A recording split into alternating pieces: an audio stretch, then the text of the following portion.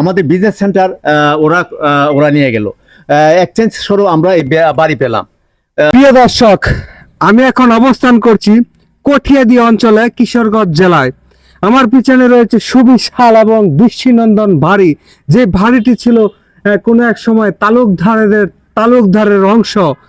তালুকদারের এই বাড়ি কোথায় দিয়েছেন তারা এখন পারি, সেই চেষ্টা করব কি সেই সম্পর্কে আমি জানতে পারি। বরং আপনাদেরকে একটু দেখাই, তারপরে বিস্তারিত যাই। দেখেন, তৎকালীন সময়ে এটা নির্মিত হয়েছে প্রায় ব্রিটিশ আমলে, এবং তার যে নির্মাণ শৈলী, সেই নির্মাণ শৈলী এখনো রয়েছে অক্ষত।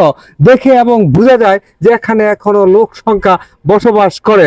কিভাবে এবং কেন এই তারা বসবাস করে সেটাও জানার চেষ্টা করব। এবং এর সামনেই রয়েছে আরেকটি বাংলো ঘর, যে ঘরটি হয়তোবা করা হয়েছে স্বাধীনতার পর, কিন্তু এই ঘরটি করা হয়েছে ব্রিটিশ আমলে, যখন জমিদারি প্রথা এই ভারতীয় উপমহাদেশে ছিল বিদ্যমান। কারণ ভারতীয় ব্রিটিশরা তাদের শাসন কার্য বাস্তবায়ন করার জন্য ভূস্বামীদের এবং জমিদারদের কাছে জমি বন্ধক দেওয়া হতো, আর তালুকদারও তার মধ্যে অন্যতম ছিল।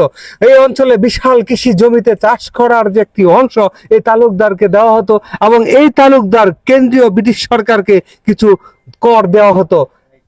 হ্যাঁ, আমি জানার চেষ্টা করব বর্তমানে এই বাড়ির যে যারা থাকে এবং কিভাবে বা এই বাড়িতে স্বপ্ন আঁকে। আসেন, একটু এদিকে আছেন। Thank you. আসসালামু আলাইকুম। ওয়ালাইকুম সালাম। এদিকে তারে, হ্যাঁ জি, ভালো আছেন? হ্যাঁ আছি ভালো। আপনারা ভালো আছেন? আপনারা তো এই বাড়িতে করেন বসবাস, কিভাবে করতেছেন বসবাস সেই কিছু আমাদেরকে একটু জানান। Thank you.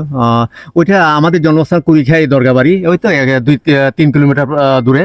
আমার আব্বা আমাদের কলকাতাতে বিজনেস ছিল, আমার বড় বাপের ছিল, দাদার ছিল, এবং আমার আব্বারও ছিল। আমার আব্বাই লাস্ট ব্যবসায়ী, কিন্তু আমরা কলকাতা যাইনি। তো এই সুবাদে ওনারা কলকাতা যাওয়ার জন্য অস্থির হয়ে পড়ে। তো তখন মিডিয়ার মাধ্যমে যোগাযোগের পরে আমাদের বিজনেস সেন্টার ওরা নিয়ে গেল। এক্সচেঞ্জ স্বরূপ আমরা এই বাড়ি পেলাম। বাড়ি এবং জমি। এই বাড়ি কত সালের দিকে এটা? 1974, অর্থাৎ পাকিস্তান স্বাধীনতা লিবারেশনের পরে আমরা এই বাড়ি ক্রয় করি। আমার আব্বা করেন সেই পৈতৃক সূত্রে এখন এই বাড়িতে আমরা আছি। আপনারা আছেন। এই বাড়িটা তো এখনো দেখা যাচ্ছে রয়েছে অক্ষত, কিন্তু আপনার ধারণা মতে কত সালে হয়তো বা এটা হয়েছে নির্মিত? আনুমানিক 100 বছর আগে। 100 বছর পূর্বের যে নির্মাণ শৈলী দেখে আসলে বোঝা যায় যে তাদের এই বাড়িটা একতলা বিশিষ্ট, কি সুন্দর আবিষ্ট। এই বাড়িটির সামনে জায়গাগুলিও রয়েছে খুব প্রশস্ত, ঠিক না? জি জি। হ্যাঁ বলেন। সেই প্রশস্ততার জন্য আমি আবার আসলে মানসিকভাবে এবং আন্তরিকভাবে একটু বাড়ির ফেস আঙ্গিনা আমি প্রশস্ত এবং নিট অ্যান্ড ক্লিন পছন্দ করি। নিজেও খাটি, নিজেও পরিষ্কার রাখি। বাড়িটা যাতে অক্ষত থাকে সেজন্য আমি কন্টিনিউ সার্ভিস নিজে দিই। আচ্ছা, ঠিক আছে। এবং তা দেখতে পাচ্ছেন। আর আসেন একটু ভিতরের দৃশ্য দেখাই, দেখলে আপনারা বুঝতে পারবেন এই নির্মাণ শৈলীটা।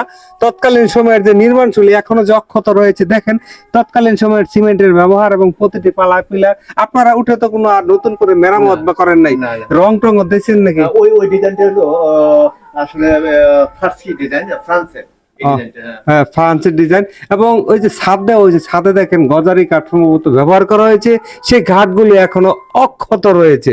তো জানালাগুলিও আগের ছিল, সেই অবস্থা এখনো রয়েছে, যেহেতু এর ভিতরে বসবাস করে। আর